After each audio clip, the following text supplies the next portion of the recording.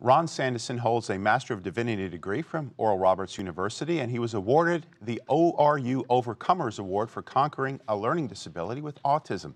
Ron currently works in the medical field and is a professor of theology at Destiny School of Ministry. Good to have you with us, sir. Great to be and here. Look Thanks forward so to our conversation. So important today. Some of the stats are pretty amazing. 60,000 families in the United States alone will have children born with autism in this year, and 1 out of every 6 children in the U.S. Having autism. You grew up as an autistic child. Tell us a little bit about how that happened and what happened in your life when that discovery came about.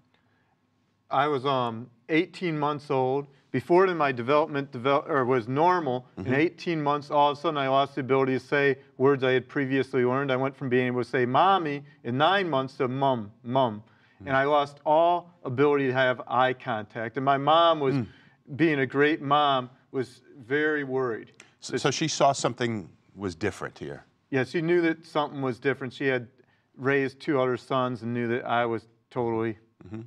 So what did your mom do?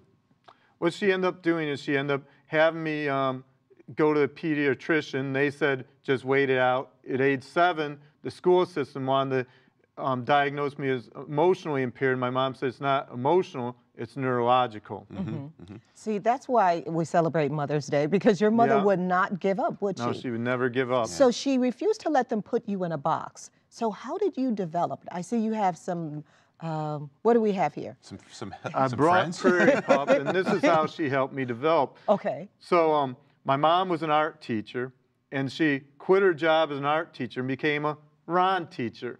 And she knew I had an interest in animals, and when I was 7 years old, she bought me Prairie Pup, and right here is Prairie Pup. As you can see, he's in desperate need of Rogaine. If anyone wants to donate Rogaine to his ministry, it'd help him out a lot. And she used Prairie Pup to help me learn how to draw, to help me learn how to communicate myself. And through Prairie Pup, I'd communicate myself. And I won a major art contest, Detroit Edison poster contest, and me and Prairie Pup got to meet Isaiah Thomas, now Hall of Famer for Detroit Pistons.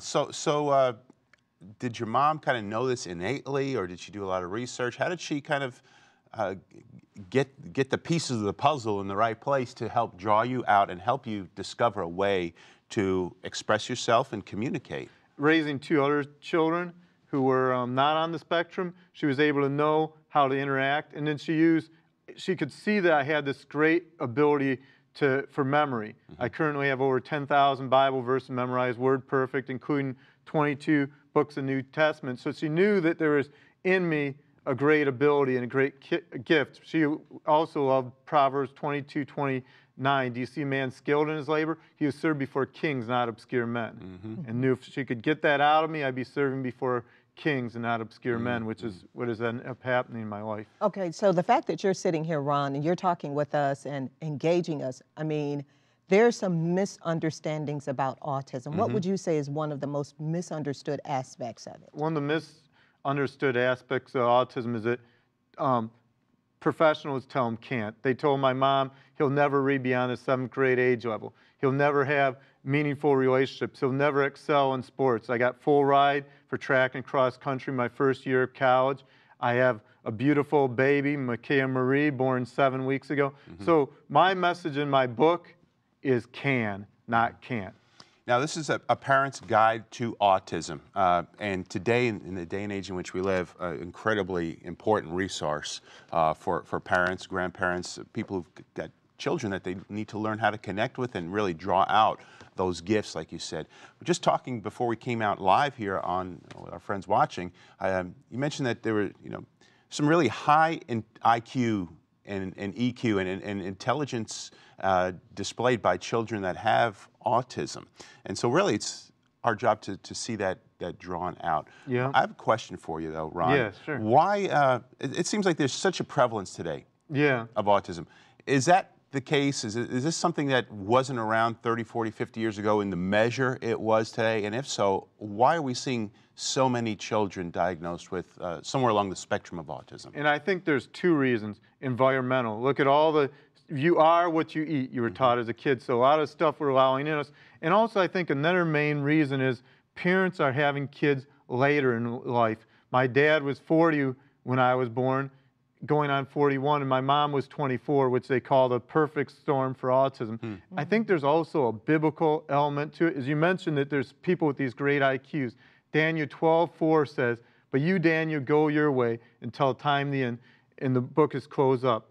Many of you go here and there, and knowledge will increase. Right. With the increase, 1 out of 68 children has autism, there's an increase in knowledge. And knowledge and the ability, like Thomas Edison and all of them, they were all on the spectrum. So with the increase of knowledge comes the increase of autism, which is biblical prophecy fulfilled with Revelation 22:10, where the book is now open, where it was closed in Daniel. That's interesting. So, but from a I guess, a physiological perspective, there's environmental factors and the fact that there are, I mean, it seems to be a trend that people are waiting till their mid-20s, 30s, into their 30s to start having children, and that's contributing as well. Yeah, major, I believe.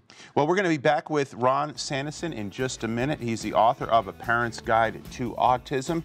A lot more on this topic when we return. Stay with us.